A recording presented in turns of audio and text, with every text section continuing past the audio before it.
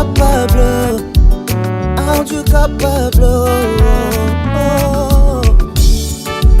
un Dieu capable, un Dieu capable. Que ne peux-tu pas faire? Que ne vas-tu pas faire? Rien n'est impossible, rien n'est impossible. Que ne peux-tu pas faire? Que ne vas-tu pas faire? Rien n'est impossible avec mon Dieu. Tu ne mens jamais, tu ne joues pas. Qu'est-ce qui t'est si difficile? Ça n'existe pas, oh. Ça ne peut jamais exister, oh yeah. Tu ne mens jamais, tu ne joues pas. Qu'est-ce qui t'est si difficile? Ça n'existe pas, oh. Ça ne peut jamais exister, oh yeah. Selon ta connaissance et ta volonté pour moi, ce que tu dis, tu le fais, je dois juste m'aligner. Parce que tu ne ressembles pas à un homme qui change d'avis. Ce qui te connaissent te feront confiance. Non aux chevaux, aux chars de combat. Par le bras de fer, personne ne peut l'emporter.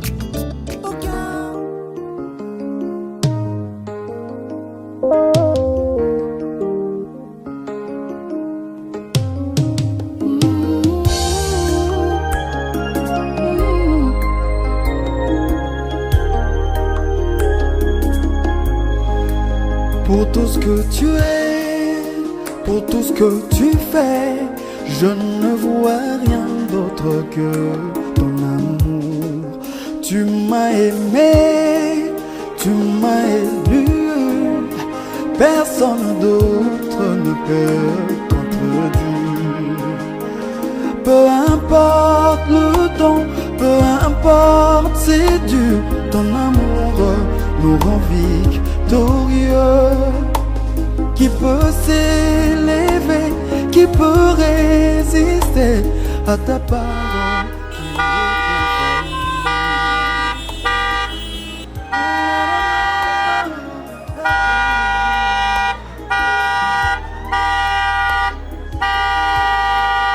Vous êtes en famille ici. Et pour tous nos invités et nos bien-aimés dans le Seigneur, nous allons acclamer très très fort pour la gloire de Dieu.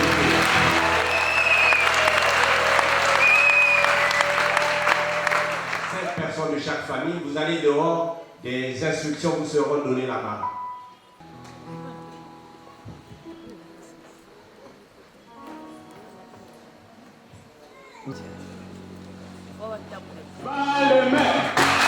Si tu aimes le Seigneur, crie Jésus.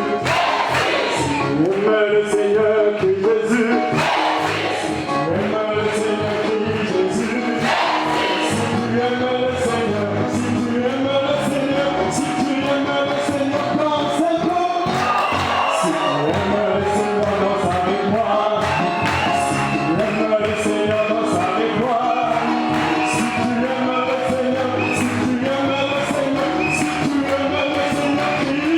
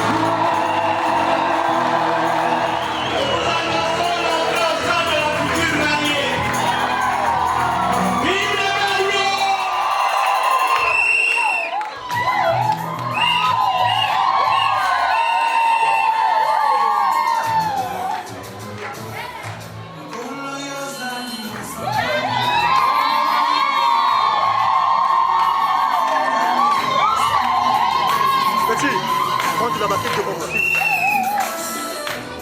Est-ce que tu m'entends?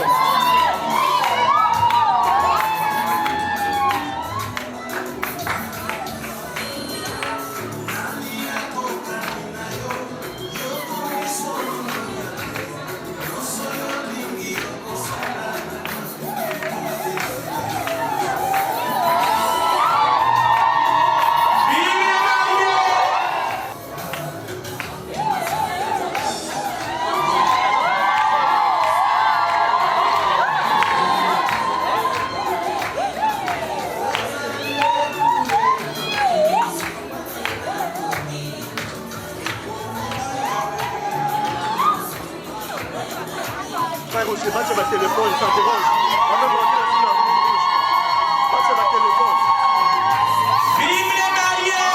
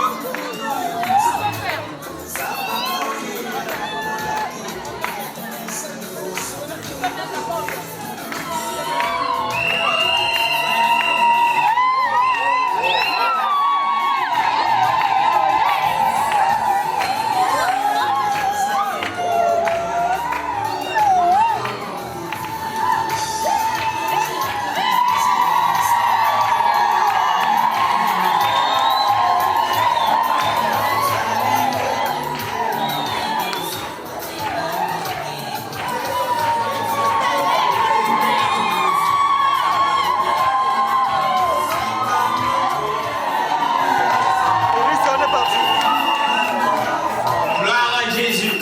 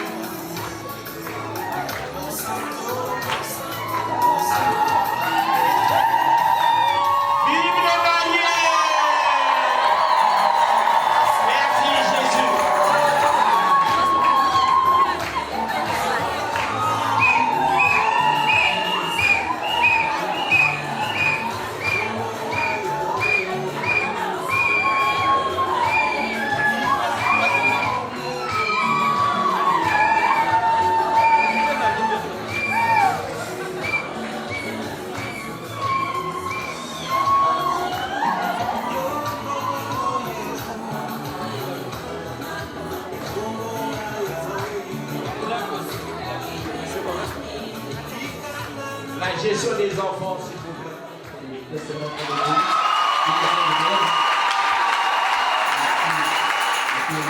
Nous ouvrons cette cérémonie en ton nom et t'appelons sur la scène afin que tu sois la conduite de toutes choses. C'est au nom de Jésus-Christ, le Fils de Dieu. Amen. Job 34, le verset 33. C'est toi qui rejettes, qui choisis, mais non pas moi. Ce que tu sais, dis-le donc. Amen. Que Dieu bénisse sa parole. Vous vous asseoir. Et nous prenons le livre d'Ésaïe au chapitre 43 et au verset 4. Ésaïe 43, verset 4, il est écrit: parce que tu as dû prier à mes yeux, parce que tu es honoré et que je t'aime, je te donne des hommes à ta place et des peuples pour ta vie. Amen. À l'occasion de ce mariage, je voudrais juste parler sur une petite réflexion. Nous intitulons C'est toi qui choisis. Partout dans le monde et dans nos rues, nous entendons souvent ce dicton populaire qui dit que le choix de chacun ne se discute pas. C'est un dicton populaire que tout le monde connaît très bien. Et donc je ne vous apprends rien. Mais c'est pourtant dans la réalité, ce dicton qui est vrai en théorie ne l'est vraiment pas en réalité. En général, sur le terrain, lorsque un choix est fait pour une chose ou pour une autre, et même dans le cadre du mariage, ça n'a jamais amené l'unanimité. Jamais. Je dis bien jamais. Et si nous devrions nous marier en nous reposant sur ce que les gens pensent de nous, je ne sais pas toujours à quoi ressembleraient nos mariages, nos maisons, ou les gens qui partageraient nos vies. Le peuple qui choisit, c'est celui d'Israël. Et il va alors exprimer son amour et son attachement à Israël de plusieurs façons. Il y a les premières lignes de la Bible dans Exode 3, verset 10. Il dit à d'Israël, tu es mon peuple. Et un peu plus loin dans Amos 2, dans Amos 3, verset 2, il dit, je vous ai choisi, vous seuls parmi toutes les familles de la terre, vous seuls. Je vous ai choisi, vous seuls parmi toutes les familles de la terre. Regardez l'ensemble des familles de la terre. Et il a trouvé que la seule et unique famille qu'il fallait choisir, c'était celle d'Israël. C'est Dieu. Donc il a mis de côté toutes les autres familles et n'a choisi qu'une seule famille. C'était la famille d'Israël. Dans 2 Chroniques 2, verset 11, on peut lire, je l'aime. Donc ce peuple qu'il avait choisi, il l'aimait. Un peu plus loin, la Bible dira, même s'il même oublie son enfant, moi l'Éternel, je ne l'oublierai jamais.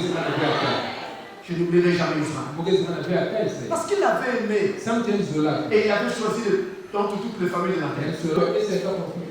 Il continue en disant, je te sauve, je te rachète. Cette famille qu'il avait aimée, qu'il avait choisi, il l'a racheté parce qu'il l'avait aimé. Et quand on arrive dans Jérémie 31, verset 3, il dit une chose encore beaucoup plus forte. Il dit Israël, je t'aime d'un amour éternel. C'est pourquoi je te conserve ma bonté. Ça, Dieu l'a dit d'Israël. Mon amour pour toi est un amour éternel. Mais pourtant cet amour de Dieu pour Israël, cet amour du grand Jéhovah pour Israël a été contesté par les nations. Les nations ont dit, comment se fait-il que Dieu, s'il est vraiment Dieu, ne peut aimer qu'un seul peuple, Israël, et il met de côté tous les autres peuples? Non, ça ne va pas. Ou il est Dieu ou il n'est pas Dieu. Et on a contesté à Israël, tu dois être le peuple de Dieu. Et pourtant, c'était bel et bien le choix de Dieu. Il avait voulu choisir un peuple afin de révéler la rédemption au travers de ce peuple à toute l'humanité. Il n'a pas voulu parler à toute l'humanité directement, mais il a choisi une famille pour le faire. C'était la famille d'Israël. À l'occasion des mariages, on fait également un choix. Et le monde sait, je veux attirer le monde lui-même. Le monde sait que le mariage est un choix qui est libre. Un choix qui est librement consenti entre deux personnes. Le monde le sait. Mais le monde le nie. Au moment où cela apparaît, le monde boucle. Le monde ne le veut pas. Mais pourtant, il est établi que c'est un choix libre. Et librement consenti. Jamais mariage ne pourra amener l'unanimité. Ça me fait 30 ans de ministère. Et vous pouvez imaginer combien de gens j'ai marié pendant toute cette année. Je n'ai jamais croisé un mariage où tout le monde était d'accord à 100% de deux côtés. C'est impossible. Vous trouverez toujours une personne quelque part dans un coin en train de dire.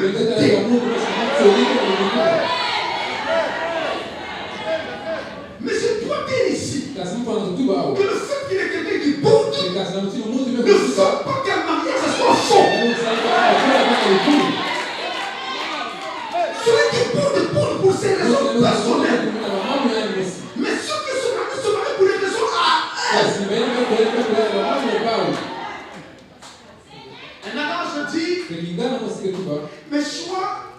mes choix donnent l'impression que je me perds. Mais ne vous me prenez pas. C'est moi que je rejoins. Mes choix, c'est un autre moi-même. Par mes choix, j'exprime ce que je suis. Et William Branham l'a dit. Montrez-moi un homme, une femme, qu'un homme choisit. Et je vous dirai qui est cet homme. Montrez-moi un homme qu'une femme choisit. Et je vous dirai qui est cette femme. On l'a dit. Vous notez. Lorsque Dieu a choisi Israël, il avait des raisons. Et ces raisons sont considérées dans Esaïe 42. Quand tu vois, c'est quand nous avons il dit trois choses qui nous amènent à choisir Israël. C'est bon, ça marche. C'est bon, ça marche. Le prix, c'est-à-dire l'estimation, c'est-à-dire encore une valeur. Parce que tu as de la valeur dans mes yeux. Je t'ai choisi. Mais s'il vous plaît, soyons sérieux, regardez. Quand on parle de prix, s'il faut établir le prix d'un objet ou la valeur d'une personne, je vous dis que nous n'aurons jamais le même prix de la même valeur. Ça va dépendre de la personne qui établit ce prix pour cette valeur. Et c'est lorsque nous veut parler de la valeur d'une personne, ça va dépendre de la personne qui est en face d'elle. Si cette personne est une personne qui l'aime, il va l'estimer très fort. Mais si cette personne ne l'aime pas, ou ne l'aime pas suffisamment, il va l'estimer moins bien. Mais nous n'avons pas à entrer dans le choix des gens pour dire tu as choisi la bonne personne. Il ne fallait pas prendre celui-là. Nous n'avons pas besoin de faire cela. Parce que l'amour ne peut pas s'expliquer. C'est un mystère. Je ne peux pas expliquer ce qui se passe dans le mais je ne peux pas expliquer ce qui se passe dans le Nina. Pourquoi Nina a laissé tous les autres? Décider ce jour de ne s'attacher qu'à Désis. Moi je ne sais pas. Et pourquoi Désis a décidé de mettre tous les autres pour ne s'attacher qu'à Nina? Imaginez, nous sommes plus de 3000 personnes ici dans ce tabernacle. Mais comment il laisse toutes ces autres soeurs? Et c'est seulement Nina. Faites attention. La profondeur appelle la profondeur.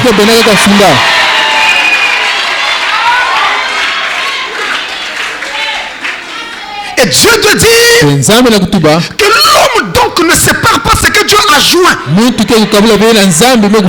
a eu une puissance qui a travaillé dans le cœur de l'homme et qui a aussi agi dans le cœur de la fille pour que les deux acceptent de se mettre ensemble. Ne séparez pas. Laissez ça ainsi. Et la Bible d'ajouter, est-ce d'après toi que Dieu établira la justice? Qu'est-ce que tu en sais? Au nom de quoi peux-tu juger pour dire pas celle-ci, pas celle-là? Au nom de quoi? Est-ce qu'après toi que Dieu établira la justice? Et dans nos familles, nous avons souvent des problèmes de ce genre. Pourquoi tu te maries déjà? C'est trop tôt. Il faut attendre un peu. Travaille d'abord. Achète une parcelle. Achète d'abord ceci. Mais vous ne savez pas ce qui se passe en moi. Pour moi, ma femme est plus importante qu'une parcelle. Pour moi, mon mari est plus important que ce que vous me dites. Alors, veillons à respecter le choix des autres. Et le prix d'une personne, selon Dieu, sa véritable valeur, c'est son caractère. Et dans la parole, ça s'appelle la nouvelle naissance. Vous n'aurez jamais le caractère qu'il faut selon Dieu si vous ne commencez pas par naître de nouveau. Ainsi, la nouvelle naissance est une exigence pour le mariage. Il n'y a pas que le paiement de la dot. Il y a la nouvelle naissance d'abord. Il faut trouver un homme qui est né de nouveau. Il faut trouver une femme qui est née de nouveau. Alors vous vivrez heureux et en paix dans la maison. Vous remarquerez que quand Dieu a donné Adam à Ève, il n'a pas commencé par lui donner Ève. La première chose que Dieu donna à Adam, c'était le souffle de vie. Et ce n'est qu'après lui avoir donné le souffle de vie qu'il lui donna Ève. Le souffle de vie est un type du baptême du Saint-Esprit. C'est notre nouvelle naissance. Après que nous soyons nés de nouveau, nous pouvons maintenant demander à Dieu la grâce d'avoir une femme. Mais ont des problèmes ceux qui se marient avant d'avoir reçu le souffle de vie. Parce qu'ils vont faire un choix qui sera purement charnel. Donc Dieu dit d'Israël, je t'ai choisi parce que tu as du prix à mes yeux. Et la deuxième chose, il dit d'Israël, parce que tu as de l'honneur, parce que tu es honoré, donc tu as de l'honneur. Voilà pourquoi je t'ai choisi. Ah oui, mes amis, on ne choisit pas n'importe comment. Le choix est libre, mais le choix d'être sérieux. Le choix est libre, mais le choix doit répondre à des normes. L'honneur, c'est l'estime glorieuse qui est accordée à la vertu. Vous voyez dans la vie d'une personne suffisamment de vertu, de qualité. Et ces qualités vous intéressent. Alors vous accordez à cette personne de l'honneur. Et cet honneur est dû à ces qualités-là, à ces vertus que vous trouvez dans cette personne. Et lorsque Ève avait été séduite par le serpent, quand Dieu lui pose la question, pourquoi as-tu fait cela? Ève répond à Dieu, c'est le serpent qui m'a séduite. Et la bouche de Dieu en ces temps de la fin, William Branham, en interprétant cela, dit, Ève était en train de dire, c'est le serpent qui m'a déshonoré. Donc une femme perd son honneur lorsqu'elle mène une vie légère, lorsqu'elle mène une vie impure, lorsqu'elle mène une vie relâchée. Cette femme cesse d'être une femme d'honneur. Mais tant qu'elle n'appartient qu'à son mari, cette femme est une femme d'honneur. L'honneur, c'est donc cette estime qu'on attache à la vertu. Et chez une femme, l'honneur est attaché à sa vie chaste. Et la femme donc a reçu de Dieu 3 vertus sacrées qu'elle doit garder précieusement. Il y a la virginité, la féminité et la maternité. La virginité, cela veut dire que par honneur, une femme était censée être épousée vierge. Et si jamais il arrivait qu'elle a perdu sa virginité avant le mariage, la loi de Dieu exige, pour qu'elle se rachète, qu'elle dise à son mari, je ne suis plus vierge. Et que l'homme décide s'il est prêt à épouser une femme dans cette condition ou pas. Mais si elle ne le dit pas et que l'homme venait à le découvrir plus tard, cette femme a fait un faux feu à cet homme. Et ce mariage est nul devant Dieu. Il faut le dire. Il y a des femmes qui ont déjà été touchées par des hommes, mais qui ont toujours l'apparence extérieure et physique d'une vierge. Même la nuit des noces, un homme qui ne se connaît pas se méprendrait et penserait avoir affaire à une vierge. Mais c'est la conscience de la femme qui doit parler. Elle doit dire à son mari que j'ai déjà été touché. Voilà. J'avais déjà connu des hommes. Et l'homme alors décide s'il veut prendre cette femme dans cet état ou pas. C'est ça la virginité. Et lorsqu'elle a confessé à son mari qu'elle n'est plus vierge et que l'homme décide de la prendre dans cet état, William Branham dit cette femme est vierge aux yeux de cet homme. C'est ça la virginité. Ensuite, il y a la féminité. Nous avons besoin d'épouser une femme, mais pas un homme. Sinon, dans la maison, vous aurez deux hommes. Deux coqs ne chantent pas dans la même basse-cour. Ça sera des problèmes. L'homme parle, elle parle.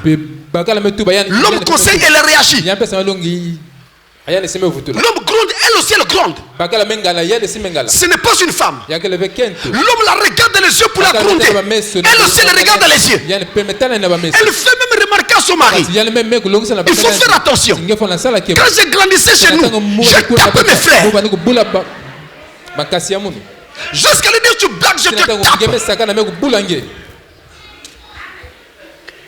Vous voyez, ça c'est le manque de féminité. Une vraie femme est douce. Elle est calme. Elle est tellement douce que vous avez l'impression qu'elle ne parle pas. C'est pas ce genre de femme pour un jour où tu as manqué de donner quelque chose ou de l'argent et t'attends la porte avant de sortir. Pour te dire aujourd'hui tu ne sors pas. Pour sortir il faut payer un ticket. Tu payes ton billet, tu passes. Pas de billet, tu ne passes pas. C'est quoi le billet? L'argent que je t'ai demandé. C'est pas ce genre de femme. Une vraie femme, elle est comme un enfant. Je rentrerai ce soir, je t'apporterai un bonbon, n'est-ce pas? Oui, papa. Le soir arrive, tu rentres, le bonbon n'est pas là. Excuse-moi, j'ai oublié. Demain, j'amènerai. D'accord, papa. Ne mens pas, hein?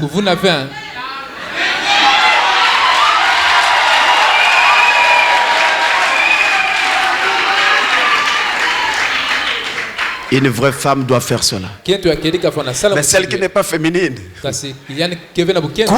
Tu as fait quoi? Tu as quoi? Tu peux te répéter là? Là, le français sort. Un français raffiné. Ça détruit les foyers. Ensuite, il y a la maternité. Une femme qui se marie à un homme, elle veut fonder un foyer avec cet homme. Et pour ce faire, elle doit mettre au monde avec cet homme. Et élever les enfants. Élever les enfants correctement. Alors, elle prendra soin des enfants. Elle prendra soin de la maison. C'est en elle. Vous verrez une petite fille de 5 ans. Si vous l'amenez au marché pour chercher un cadeau de Noël, elle va prendre une poupée. Elle prendra une poupée parce que c'est une fille. Le garçon ne s'y intéressera pas. Le garçon cherchera des voitures, le ballon ou des armes. Mais pas la fille. La fille, c'est la poupée. Et quand elle arrive à la maison, elle prend sa poupée, elle met au dos, comme fait sa mère. Parce qu'en elle, il y a un appel. Elle doit être une mère. Et je dirais donc à toutes les femmes qui m'écoutent en ce moment, au bout de ces 30 années, de travail, j'ai eu la triste expérience de réaliser qu'il y a des femmes qui sont mariées, mais leur cœur n'appartient pas à leur mari. L'homme qui les a épousées a gagné leurs mains, mais cet homme n'a pas gagné leur cœur. Elles ont donné leurs mains à cet homme, à ces hommes-là, mais pas leur cœur. Leur cœur appartient à quelqu'un d'autre. Parfois c'est un ex, l'ex du collège. Et elle est dans la maison, mais elle court encore avec l'ex. Alors pour ce faire, si vous voulez éviter ce genre de choses, ne vous mariez pas avec quelqu'un avec qui vous ne vous retrouvez pas. Quelqu'un était venu demander à Frère Branham, c'était un homme, un jeune garçon. Il dit, Frère Branham, je voudrais épouser telle fille. Qu'est-ce que tu en penses? Frère Branham lui dit, je te pose une autre question. Qu'est-ce que cette fille représente pour toi? Le jeune garçon répond, ah, Frère Branham, sans elle, je ne peux pas vivre. William Branham dit, dans ces conditions-là, épouse-la. Il faut que vous puissiez sentir que sans cet homme, je ne peux pas vivre. Sans cette femme, je ne peux pas vivre. Si vous ne le sentez pas, vous verrez. Vous direz, quelques années après, si je savais, je n'allais pas faire ce choix-là. Si je savais. Pour éviter les si je savais, regardez votre cœur. Est-ce que votre cœur bat pour cette personne? Le cœur doit battre. Regardez. Il arrive même des moments où, quand vous avez l'impression de vous séparer, vous avez du mal, vous n'arrivez pas à vous séparer. Attention, ça doit être la même chose de part et d'autre. Parce que si l'amour ne bat que d'un côté, ça ne marchera pas non plus. Ça doit battre des deux côtés. Donc ce que vous sentez, l'autre aussi doit le ressentir. S'il ne le ressent pas, ne forcez pas. Vous allez souffrir.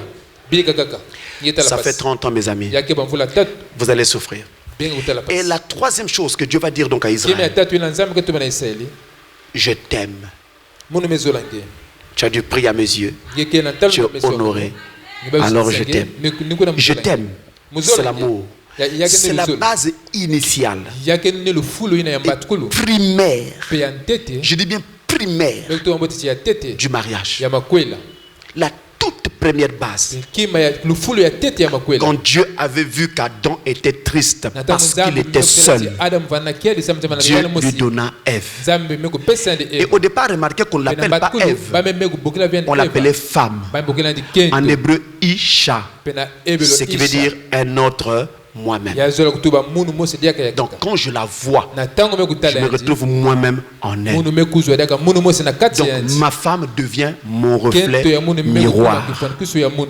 Et moi je deviens son reflet miroir. Si vous n'y parvenez pas, ne forcez pas. Ne forcez pas. À Israël, Dieu a dit, je t'aime d'un amour éternel.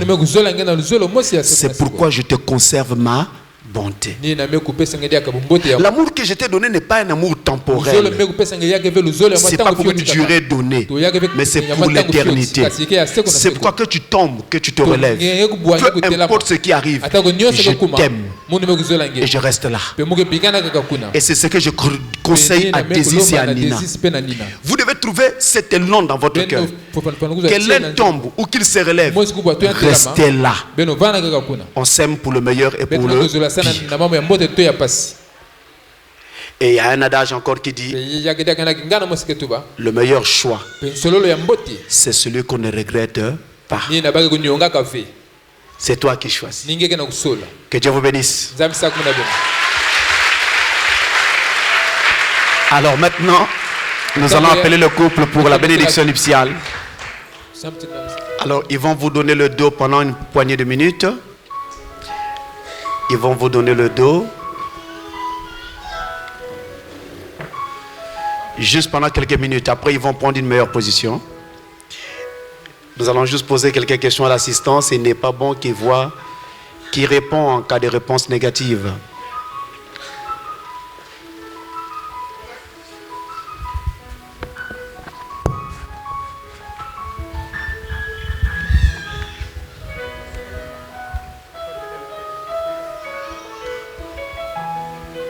À qui demanderai-je pour donner cette femme, notre sœur, Grâce Nina Makaya, à cet homme, notre frère, Désiré Boumagoma, pour être son épouse? À moi. Chers parents, acceptez-vous de donner votre fille, Grâce Nina Makaya, à cet homme, notre frère, Désiré Boumagoma, pour être son épouse légitime? Oui, je le veux. Merci.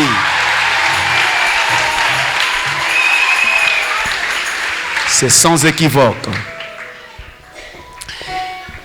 Chers bien-aimés, nous sommes rassemblés ici en face de Dieu et en face de cette assistance pour unir cet homme et cette femme dans une sainte union de mariage.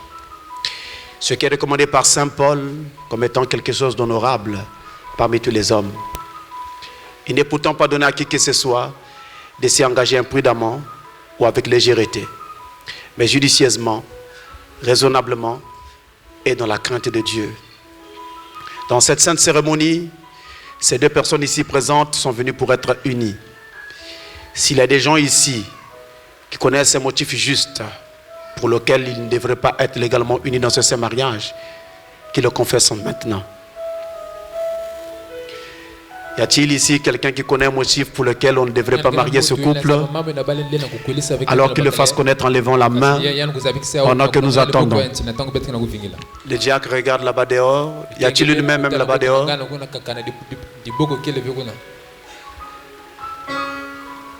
Il y a quelqu'un qui appelle au téléphone, c'est pas pour ça? Donc il n'y a personne.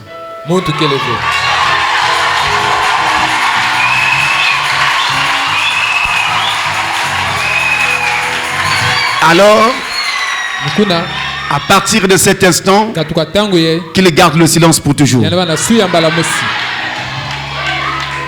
venez plus dire, je savais, mais je n'ai pas voulu dire. Vous allez mourir avec votre secret.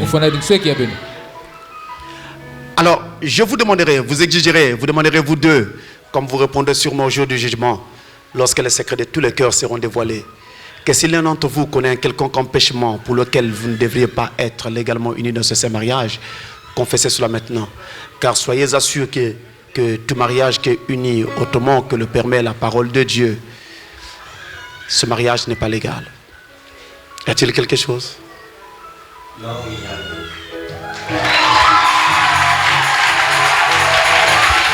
a... Non, il n'y a rien. Mais croyons que vous avez du moins réfléchi à cette responsabilité sacrée que vous êtes sur le point d'assumer, alors que vous vous préparez pour vous y engager respectueusement, raisonnablement et dans la crainte de Dieu. Je vous demanderai l'alliance de mariage, mais vous déclarerez la même chose en joignant vos mains droites. Alors prenez-vous les mains droites.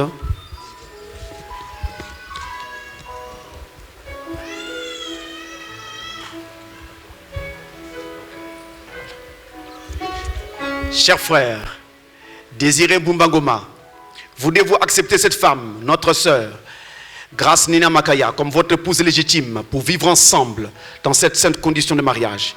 Promettez-vous d'honorer et d'aimer, de chérir dans la maladie et la santé, la richesse ou la pauvreté, et promettez-vous d'abandonner toutes les autres et de vous attacher uniquement à elle aussi longtemps que vous vivrez tous les deux? Oui, je le veux.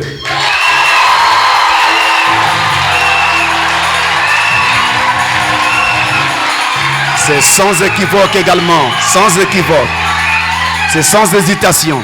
À votre tour, sœur, Grâce Nina Makaya. C'est la dernière fois que vous êtes rappelé sous ce label parce que vous allez devenir Madame Boumagoma. Chère sœur, Grâce Nina Makaya, voudriez-vous accepter cet homme, notre frère, Désiré Boumagoma, comme votre mari légitime pour vivre ensemble dans cette sainte condition de mariage? Promettez-vous d'aimer, d'honorer et de chérir dans la maladie et la santé. Et promettez-vous d'abandonner tous les autres pour vous attacher uniquement à lui, aussi longtemps que vous vivrez tous les deux? Oui, je le promets.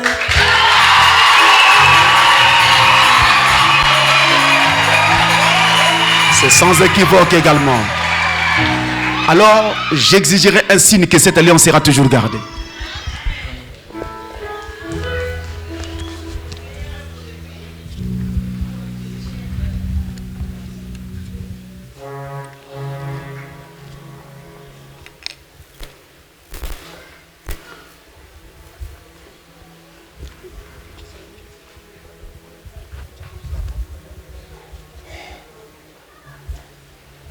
Très bien.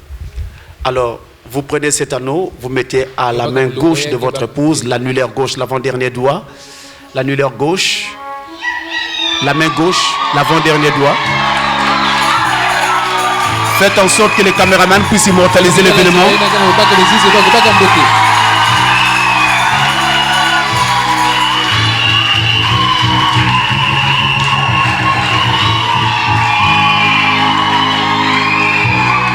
C'est fait. Montrez à l'assemblée, montrez votre main à l'assemblée. Nous acclamons le Seigneur.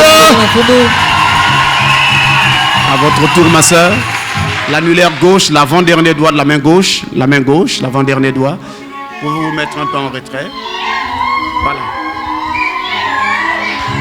Doucement, doucement. Il y a un couvre-feu, on sait, mais doucement, doucement. Doucement, doucement. Parfait.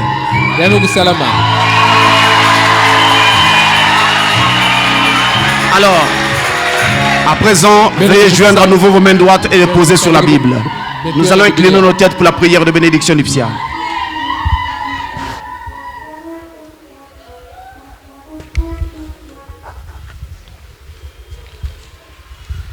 Inclinons nos têtes pour la prière. Dieu Tout-Puissant, le grand créateur de toutes choses, l'auteur de la vie éternelle et le donateur de tous les dons merveilleux. Quand il t'a plu de donner un cadeau à un homme, tu lui as donné une femme. Il est écrit, celui qui a trouvé une femme a trouvé une bonne chose. Et comme nous nous tenons ici cet après-midi, après des milliers d'années, nos pensées sont ramenées au temps où la première cérémonie fut accomplie. C'était par toi, Père, dans le jardin d'Éden, quand tu as marié notre Père et notre Mère, Adam et Ève. Et en ce jour, un homme prend une femme. Père, nous prions que tu bénisses ce jeune homme et cette jeune femme qui ont trouvé de l'amour l'un pour l'autre. Et dans cet âge d'insouciance dans lequel nous vivons, beaucoup de divorces se font dans les foyers. Qu'il n'en soit pas ainsi avec ce couple. Puissent-ils se rappeler de ce vœu aussi longtemps qu'ils vivront, qu'il n'y ait aucune puissance pour les séparer.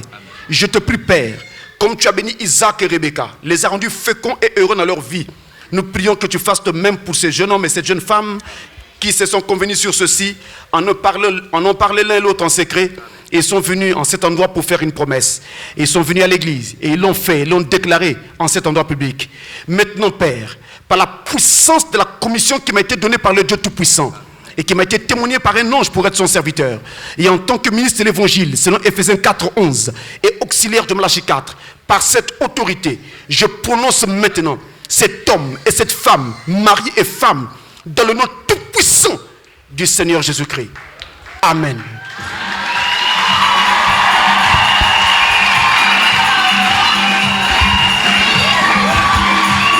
Alors maintenant, vous pouvez dévoiler votre femme et vous embrasser pour indiquer que le mariage est consommé.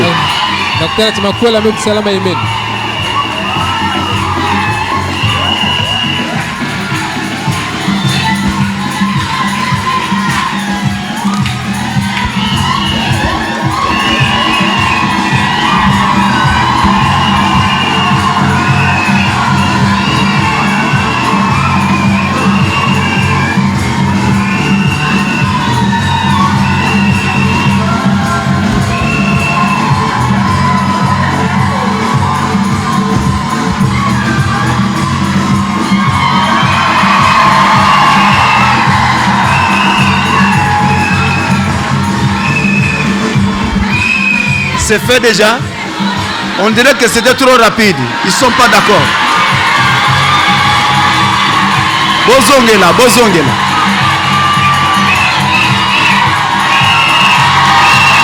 Caméraman. Alors maintenant vous regardez l'assemblée.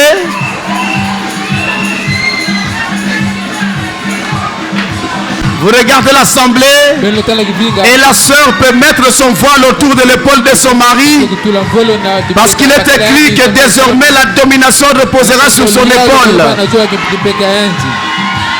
Et sous les acclamations de l'assemblée.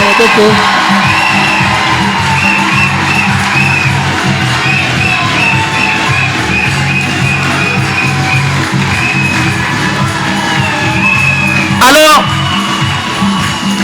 ils vont repartir à leur place maintenant. Ils vont repartir à leur fauteuil.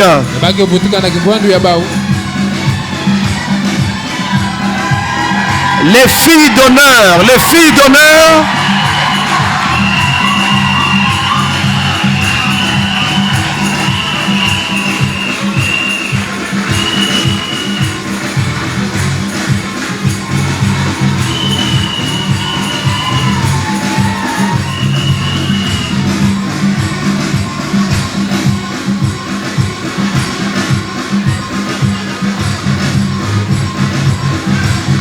On ne sort pas encore, la cérémonie n'est pas encore finie dans la salle. La cérémonie n'est pas encore finie dans la salle. Alors, pendant qu'ils sont debout là devant leur fauteuil, nous allons faire la dernière prière. Nous nous inclinons nos têtes. Notre Père, nous nous levons pendant que nous prions. Nous levons pour la dernière prière et nous inclinons nos têtes. Notre Père, nous te remercions cet après-midi du fait qu'il y a encore sur cette terre des hommes et des femmes qui croient en toi. Et comme nous sommes ici aujourd'hui, beaucoup d'entre nous sont passés par un temps semblable pour le même but. Nous nous rappelons comme nous voyons un jeune homme et une jeune femme qui se sont convenus de vivre saintement, de se séparer du monde et d'autres compagnons, pour ne vivre que pour eux-mêmes l'un à l'autre. Nous nous rappelons aussi de l'Église qui s'est convenue de vivre saintement, de se séparer du monde et d'attendre la venue de l'époux. Puissent nos cœurs battre en amour pour lui, puissent nos pensées être sur lui et attendre et désirer ardemment ce grand souper de noces qui se tiendra dans les airs un jour quand il viendra.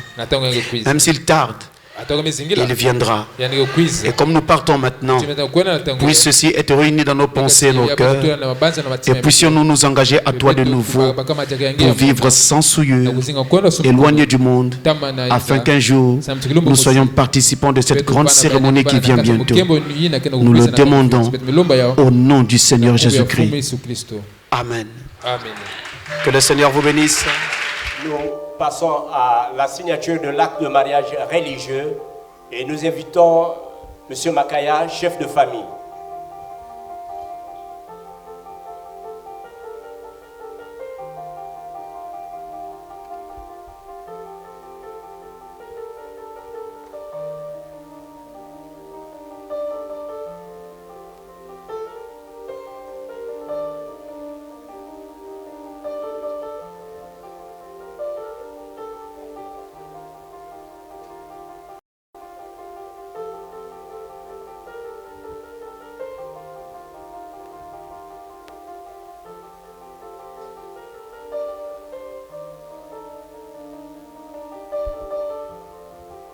Nous invitons respectueusement le couple Mbumba Ngoma à la signature de l'acte de mariage religieux.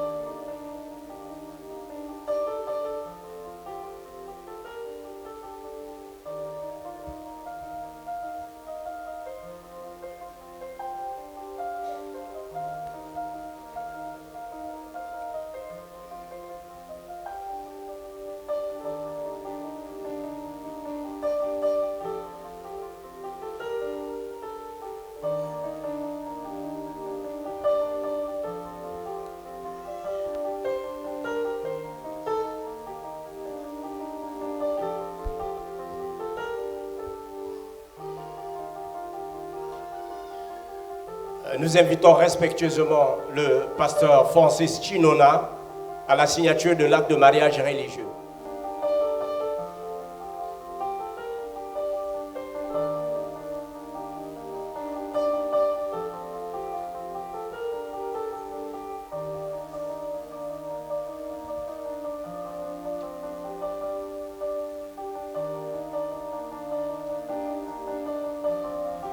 Papa Makaya se met debout.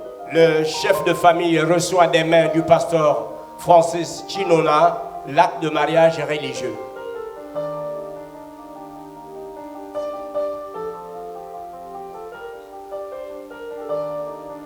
Le couple Mbumba Ngoma reçoit des mains du pasteur Francis Chinona l'acte de mariage religieux.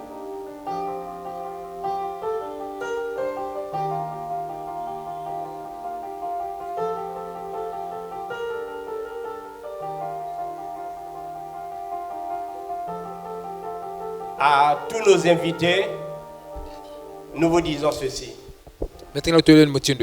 Quand nous serons sous le hangar là-bas, à la remise des cadeaux, si vous êtes un homme, vous embrassez l'homme. Si vous êtes une femme, vous embrassez la femme. L'exception est faite pour les parents, vous embrassez leurs enfants.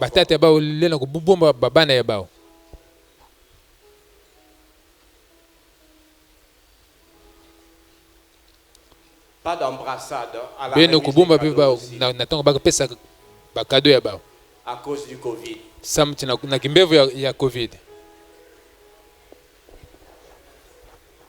Nous restons sur place. Les mariés qui sont à l'honneur vont devoir sortir avant.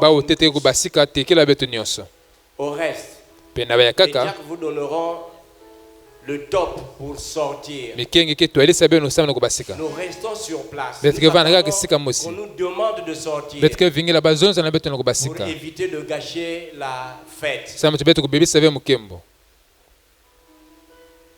Que Dieu bénisse tout le monde. Vous êtes en famille ici au soleil couchant. C'est très très fort.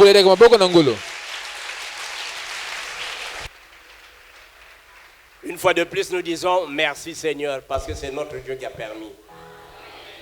Combien il est merveilleux. Si je savais chanter, je devrais le faire.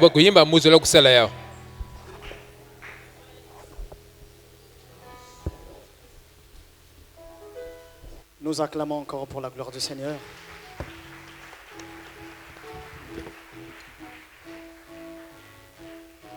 Rebecca fut transportée vers Isaac sur les chameaux d'Eliezer.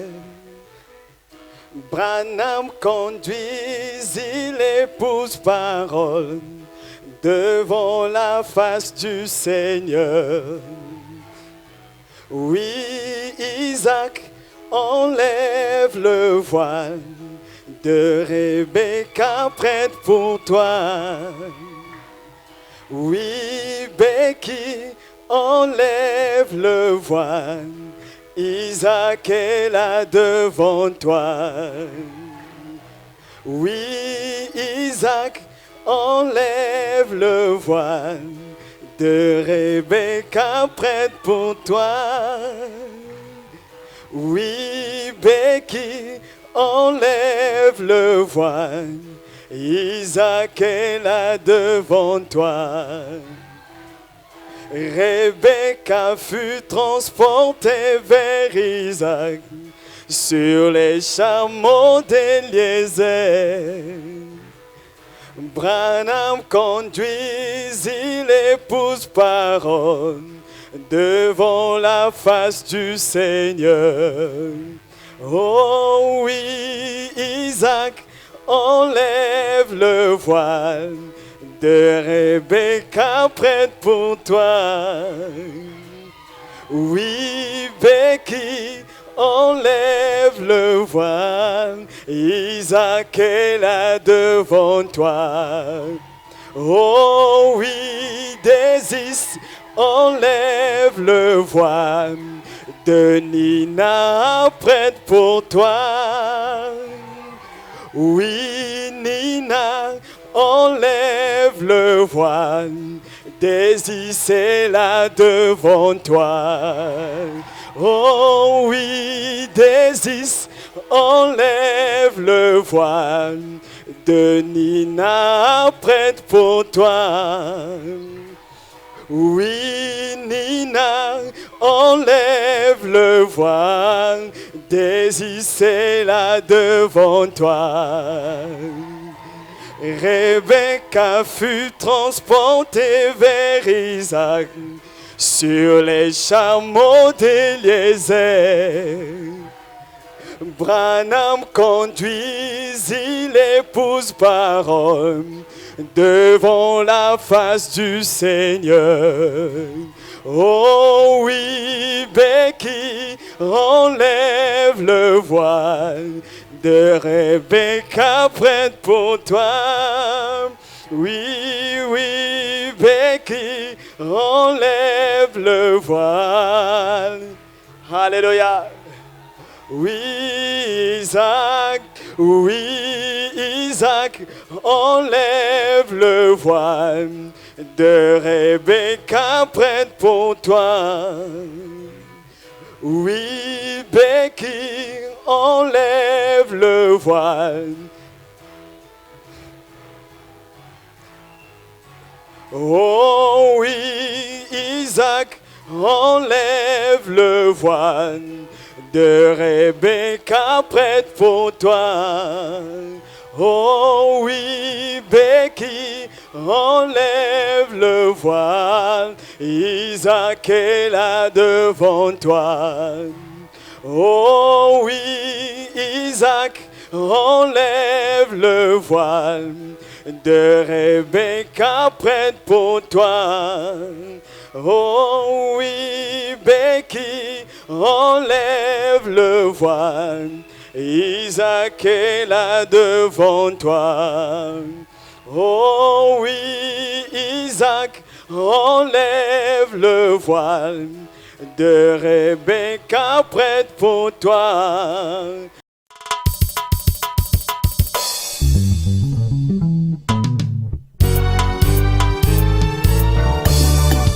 Alléluia! Poussons des cris de joie. Et tous ceux qui respirent louent l'Éternel.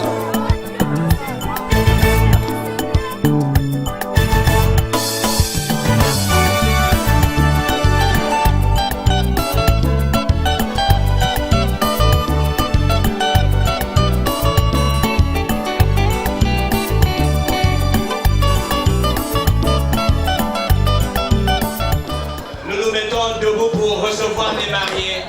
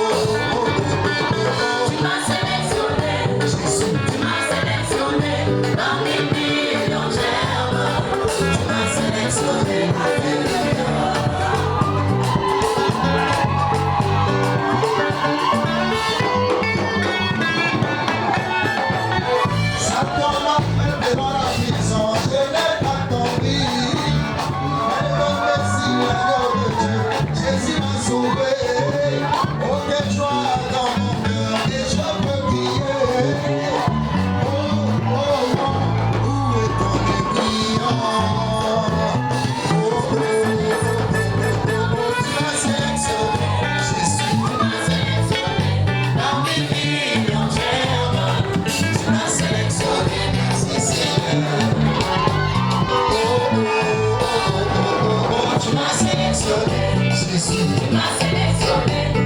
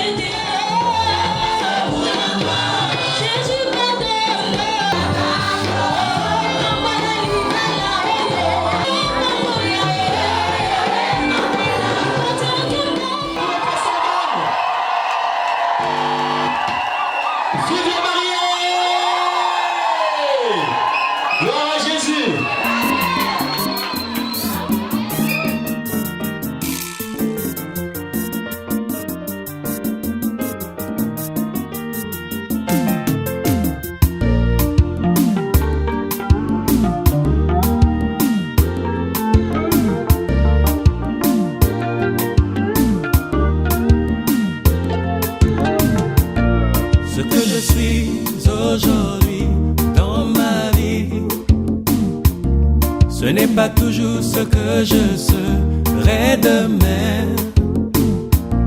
Même si je ne suis pas encore devenu ce que je veux être.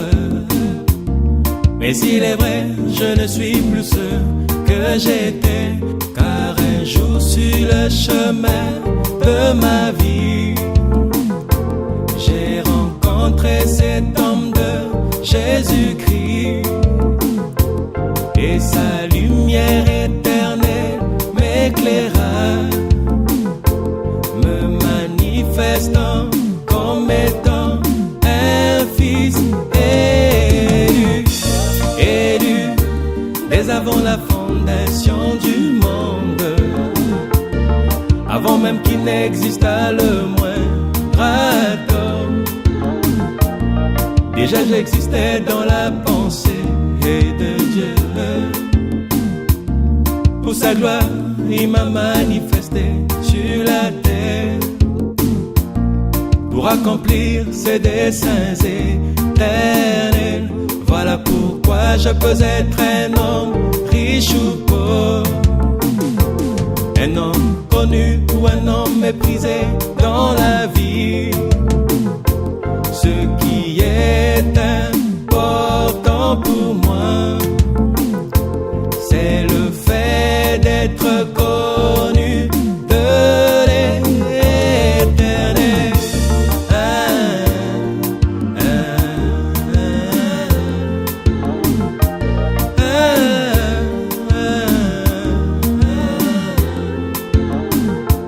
Même si ma condition fait de moi est méprisée, l'élévation viendra de toi, Seigneur. Car ceux qui méprisent les jours des faibles commencements se réjouiront de voir le niveau dans sa main. Le destin de la vie d'un homme est incontournable.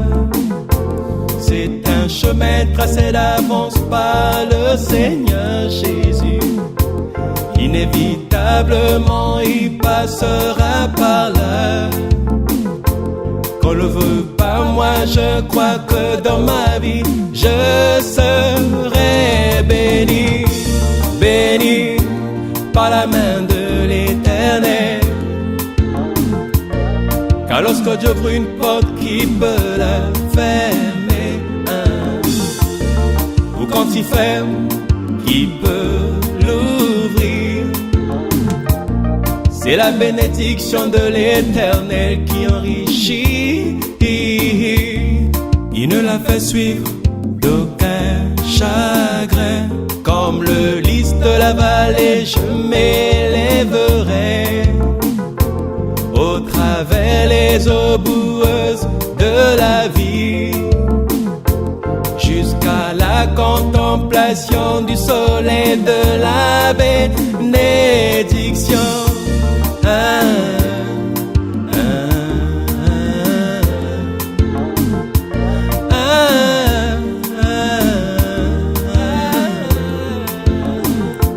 D'état descendre, tu bénis Job au centuple. Des troupeaux de son père, tu élèves à David sur le trône. De la prison, tu élèves à Joseph en Égypte.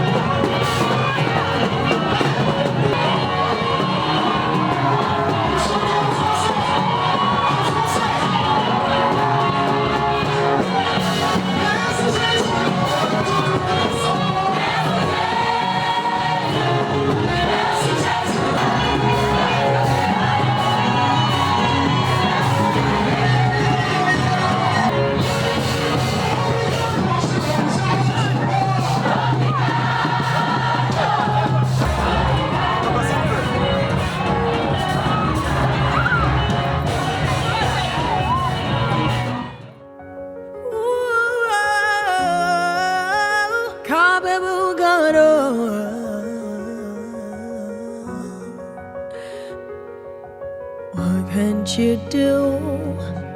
What won't you do? Nothing impossible, nothing impossible. What can't you do? What won't you do?